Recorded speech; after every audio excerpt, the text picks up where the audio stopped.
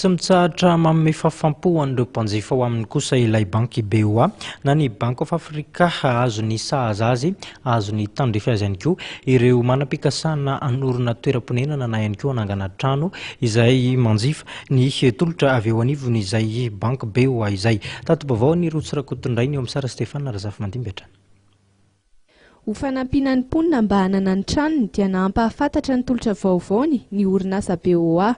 Ny tolotra PIA ny Prêt Immobilier Akany ny tolotra vaovaony BOA. Karazana fampindramam-bola maharitra taona maro izy ity. Voalohany indrindra amin'ny fampindramam-bola no omen'ny orinasa BOA satria voasambany no misy ny fampindramam-bola ka efaina mandritra ny taona maharitra, izany hoe 17 taona.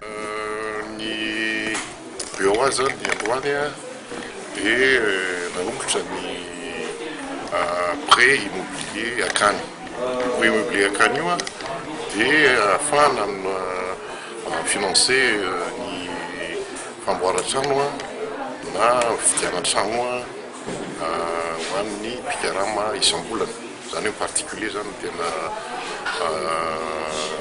voaray zavatra io. Io prêt io dia mandritsy ny 17 volana, 17 taona ny famererana azy.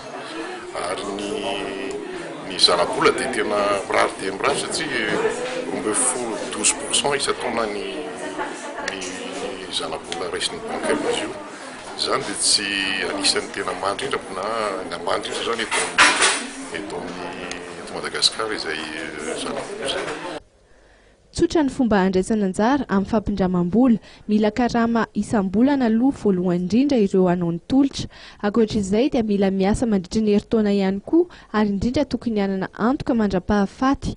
Ankoatra ny tolotra dia hanokatra ivon-toerana vaovao any amin'ny faritany ihany koa ny BOA ho fanampinan'ny mpanjifa amin'ny toerana lavitra.